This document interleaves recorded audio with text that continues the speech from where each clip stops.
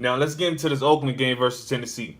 Going into this game, I told all my peoples, man, this is not gonna be no easy game for y'all. Tennessee is a tough team. They probably not a top 5 team in the league, but they are a tough team, and they have potential like to be a playoff team. And I think that they're gonna win a division this year. Now, Carr is the man. He's the man. Like, I seen him make plays to where it was like, damn, like how you get that ball in there? Like, his timing was right. He was very conscious when he had the ball, and he played a good game. Threw for 262 yards, touchdown, no turnovers. That's great, man. And we finally seen beast mode. We finally seen beast mode in that black and silver. He had a good game, man. Running people over. Man, he haven't lost nothing. He haven't lost a touch yet. Even though he's been out the league for a year, he still have the beast modeness up in him. Running through defensive linemen like it's nothing. Man, like, he didn't have a hell of a game, but he brought so much energy to, just more energy to that offense in Oakland. Same with Patterson, who they added in the offseason, and Cook. They offense done got real tough. And I think they was just a little too much for Tennessee. And Tennessee wasn't managed to win the game. That's why Oakland won 26-16. But, man, watch out for Oakland, man. They coming. They coming, and Carr is driving the car. He's the lead. He's the ringleader, and he got his whole crew with him. Now, let's get into the Pittsburgh Steelers versus the Browns game. Another divisional game. But, man, like, I'm gonna just say this first. I'm surprised that this dude Kaiser, the rookie out of Notre Dame, was able to keep his team around going up against his powerhouse in Pittsburgh. He was able to, he didn't win the game. They ended up losing 21-18 to the Steelers, but that's pretty close, man. And he played a pretty good game, man. He played a pretty good game. And also their defense, we know that they got 2 pretty good players in the draft, first round pick, and also Peppers. But, man, I didn't expect for these Browns to stay around and really put up a fight against the Pittsburgh Steelers. Kaiser, he threw for 227 yards, a touchdown, and 1 interception to T.J. Watt. Oh, my God. That boy, Bruce, man, oh, my God. I don't even know what to say. But his future is bright. I know that. And we can tell it's in the DNA. He had a huge game. 6 tackles, 2 sacks, and an interception. That's big for him. That's big for the defense. That's big bringing that defense to, Pittsburgh. And we all know when they defense is clicking and they offense is probably the best offense they done ever had. They had everybody there on Sunday. Brown, Bryant, Bell, Big Ben, Pouncey. They didn't have no injuries, so everybody was there. When they defense click, it's going to be a problem. It's going to be, and they just added Hayden. That's going to be a problem. If they can get their defense actually going and what? Oh, man. And Dupree on the other side. Hey, Pittsburgh Steelers is something scary to look at. But, oh, man, number 1 offense. Big Ben threw for 263 yards, 2 touchdowns.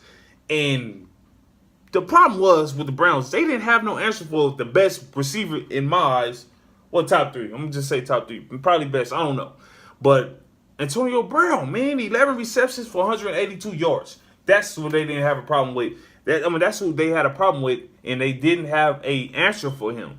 They just gave up their best corner to the Steelers. The Browns did. But, man, like I said, man, I'm impressed with Kaiser. That's good that he was able to manage to keep his team relevant in the game, and that's big if you ask me. Now, let's get to the next game, the Panthers versus the 49ers. Yeah. Anyway, it's not big. It's good that they won. They did not lose to a sorry team because we still looking for this Carolina team. They still trying to find the identity that they had 2 years ago. They still looking for themselves. They trying to get back to that. And they showed up and handled business like they were supposed to do. They beat this team like they were supposed to. The 49ers, who I think they not ready yet. They will be in a couple of years or so. I don't know. They had a pretty good draft, and they in rebuild mode. But Cam had a pretty good game. Threw for 171 yards, 2 touchdowns. Got his new target, McCaffrey. And that two-way back that they got going on over there is pretty good. If you ever have two running backs that's capable of getting 100 yards and catch out the backfield and all that type of stuff, that means you got something. And then he have a tight end. I'm glad that Cam have his weapons. He have his weapons, and once they chemistry get going, hopefully they find their identity that they had 2 years ago when they was in the Super Bowl against the Denver Broncos. Now, let's get to it. Oh, yeah, the Panthers won that game 20-33. Okay, good, like they were supposed to. Now, let's get into the Colts versus the Rams. Whew. LA Rams. They came and played. For the Colts, no luck, no win, no nothing. We don't know what's going on with Luck. We don't know when he's returning. We just know he's injured. So it is what it is. The Rams played against a weak team, but the Rams is a team that's coming up with a whole bunch of potential, a whole lot of talent. They decided Sammy Watkins, and they handle business, man. They handle business defensively. Got Phillips over there. They in the 3-4 defense now. That's good. That's a good look for them. And for they defense to really show up like that without the main player, probably the best D lineman in the league, McDonald, who he'll be in uniform next week. But that's big, man. 46-9. They handle business. Let's get on Goff. Goff had a good game, man. Threw for 306 yards in the touchdown. That's great, man. Man, he set out that first year. That's probably what's good for him. Now we can see what he gonna do, and we still watching. But the thing is, they have to get that running game going. Todd Gurley got to get back to that rookie year. He got to get back to himself. He had a bad sophomore year. He got to get back to him, and he will take the pressure off of Goff. He had 19 rushes for 40 yards. That's not good. I don't know if it's the offensive line. I don't know what it is, but Todd Gurley got to get going. Once he get going, this team is going to be dangerous because they already got the defense to beat anybody, basically. All right, now let's get into it. Jags versus the Texans. Who is Savage? Is Savage a former first-round draft pick? Did Savage just beat one of the best defense, the best defense in college football? And just won the national championship? No. So why is he even starting? Deshaun Watson had a pretty good preseason. He young, but he's a smart, talented quarterback. Why is Savage even starting in the first place? Anyway, Savage was taking out the game. They was already losing. The Jags was already pinning it on them. The Jags, oh my God, that defense, defense of the week. They had the best defense of the week. Straight up. Getting 10 sacks. 10 sacks? Oh my God, that's big, man. 10 sacks but for any defense is huge. If y'all have the Jaguars on your fantasy, I know you came up. But Watson got into this, then he was able to score. But by the time he got into the game and Savage was out the game, it was already over with. And let me say something about Leonard Fournette. Leonard Fournette in his NFL debut had a great game. 26 rushes for 100 yards and a touchdown. I think this dude's going to be big. He was big in college. As long as he stay healthy, he's going to be huge in the NFL. Believe that. Believe it. And my cousin got him on his fantasy league. He lit it up. He lit it up last week. Okay, now the Jags end up winning that game. Texas, they still don't know who their starting quarterback is. Really? Come on now. Really? Oh, Daniel? Really? Come on, coach. You come on now. It's clear to see Watson is better than Savage, whoever he is. Now, let's get to it. Next game, I'm going to talk about another team that killed that defense and put it down. The Ravens defense had a great game against the Bengals. The Ravens defense is getting back to that defense that they had. And we all know, ever since the great Ray Lewis and every, we know that their team is, defense comes first really for them. And their defense showed up. Their defense didn't have 10 sacks, but they had 5 sacks and 4 interceptions. They showed up big time offensively. They had a pretty good game, but they leaned on their defense. When you had a good defense, you can lean on their defense. That make you a better team. Believe that. Now, Andy Dalton, what are you doing? You couldn't get your team to the red zone. Then when you was close to getting your team to the red zone, you threw an interception. That's why they lost. They got the great AJ Green over there, who I think is a top 5 receiver in the league. And it's just sad that Andy Dalton can't get him the ball. He got to just throw it to the other team, and that sucks. The Ravens came up with that win, and that defense will kill. Whoever have that defense on their fantasy league, keep them. Keep them. And in the fantasy leagues I'm in, y'all better keep them because I'm going to snatch them. All right, now let's get to it. Arizona and Detroit. They had a shootout. Arizona struck first, and Detroit was able to get back in the game and manage to take over the game. Highest paid quarterback, Stanford. Matt Stanford is a clutch player. That dude, he deserved the money. If you ask me, I think he do deserve the money. Being the highest paid though, I don't know, but he's young and he still has some years in him. So you never know, man. He probably got some good things coming for for the Lions in the future. But they was able to manage to get into the game. Sorry for the loss to the Cardinals for David Johnson, their best player offensively. He was out with a wrist injury. He will be needing surgery, and that right there should, I don't know. Their season might be over with. Carson Palmer, I hope this your last year, sir. Sorry. I hope this your last year. Because it ain't going too well for you, sir. And Fitzgerald, he's there. He should be on his way out too soon. Sorry. But they still got a pretty good defense. Detroit, good win. Good clutch win. Now let's get to the Atlanta versus Chicago game.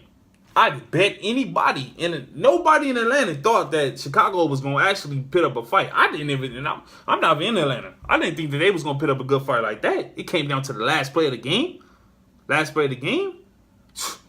Man, good things looking good for Chicago. Looking good for Chicago over there.